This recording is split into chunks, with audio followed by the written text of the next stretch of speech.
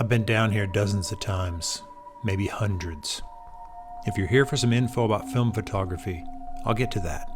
But first I'm going to tell you a story. A story about the power of nature, the ambition and hubris of man, and the tragic cocktail of all these things combining to end the lives of over 400 people.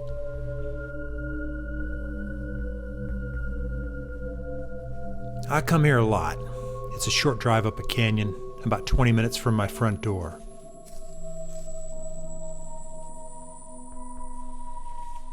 There's this long section of highway that was abandoned when a new road was built on the other side of the canyon.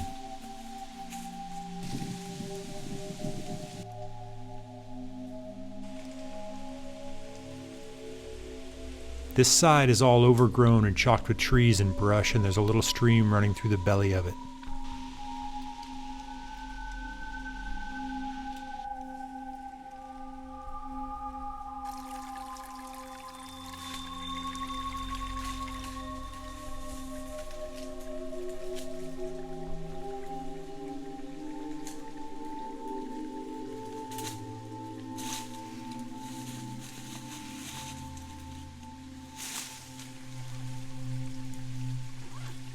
I love it down here.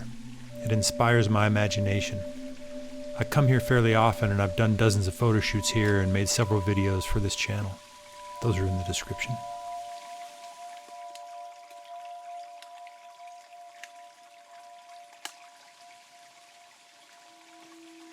But let's get back to the story.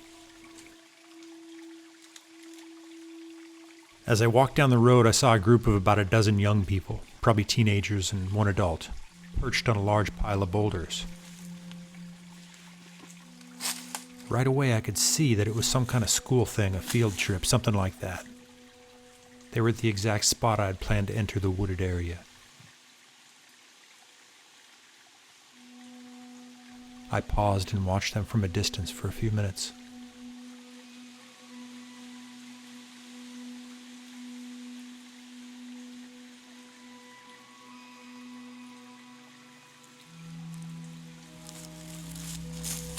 Gradually, I saw two women approach from farther down the road. They paused as well, and I could tell by their posture that they were watching me from afar. Finally, I decided to move down the road, in the direction of the two women, and enter the forest. I wanted to skirt around the class situation and avoid the teenagers. The ladies began to move in my direction as I approached them, and eventually we met. One of the women was quite gregarious and right away admitted they were watching me with caution, as they had mistaken the tripod and video camera I was carrying for a firearm. I told them that I could understand that observation, given the distance. Then I told them about the time I was down here on a paid photo shoot with an actress, and mid-shoot we saw two men come out of the forest carrying a shotgun and a car battery. Yeah. I had been immediately on guard, accepting responsibility for the safety of the actress and the makeup artist I was with. Luckily, the two men wanted nothing to do with us and passed by with heads turned down, avoiding our gaze. I had known instantly that they were illegally growing weed back in the trees someplace. Well, the two ladies liked the story and identified themselves as part of the school trip I had seen. No wonder they were concerned at thinking I was carrying a gun. A geology field trip, I asked? The group was sitting around a large pile of boulders. No, the gregarious one says. You know what happened here, don't you? We're teaching them the history. I said something about the road being abandoned many years ago. She noted but pressed on. Yes, but before that, in the 20s. And then she proceeded to tell me a story that rocked me. I went home and researched more on Google, and wow. I had no idea.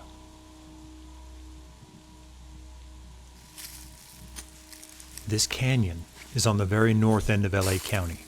LA is a desert and water is scarce. Back in the 20s, a dam was built here that was part of a plan to provide water for the city. It was a massive undertaking and construction lasted several years. Late in the process, the dam builders decided to raise the dam wall so that the reservoir would hold more water. They did this without widening the base. Well, about 2 years after the dam was completed, sometime around midnight, it failed. Megatons of water blasted through the dam walls and swept down the canyon, nearly 50 miles all the way to the Pacific Ocean. When all was said and done, more than 400 men, women, and children were dead. Many of the bodies were never found.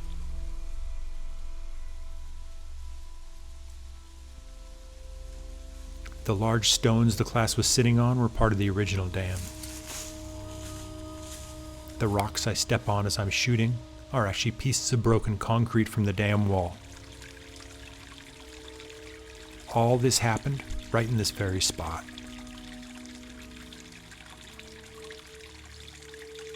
A massive dam exploded. Water burst out. A wave 50 feet high.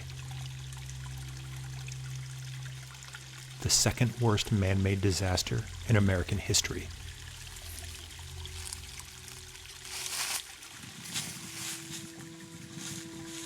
I had no idea.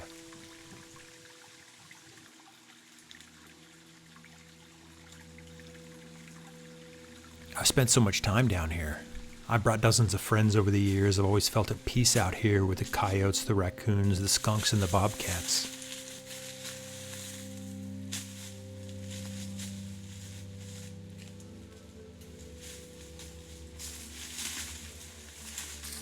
I never knew the history.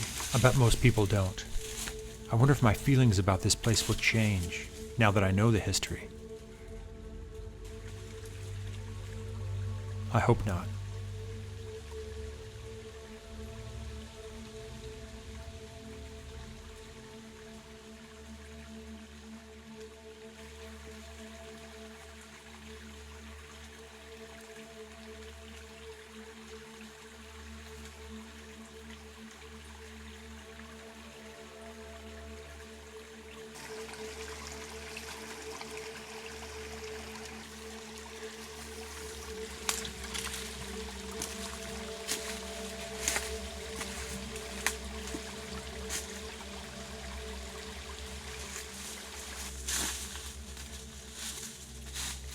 Nature is definitely rebuilding and reclaiming this place.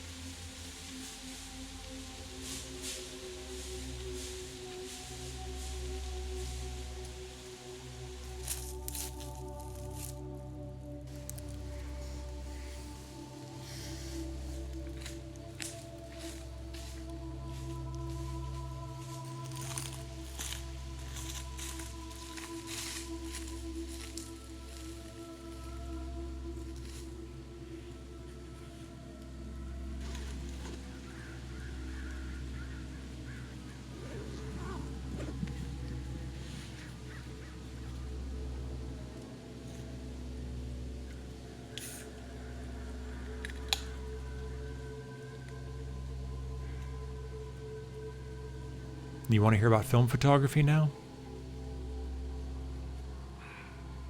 I wanted to create contrasty wide forest images. I'm using my trusty M6 and a 15mm Voigtlander lens. The lens is slow, and I want to stop down even more to increase my depth of field, so I'm using TMax 3200. I knew it'd be pretty dark down here in places. I wasn't wrong.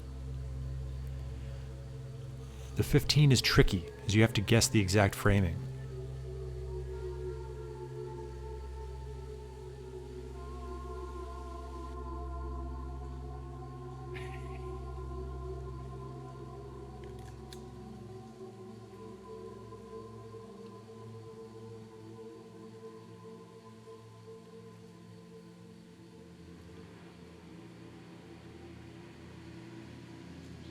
I often find in retrospect that I sometimes frame a little higher than I would have liked. I definitely learned a thing or two from these images, and a couple of them I actually like quite a lot.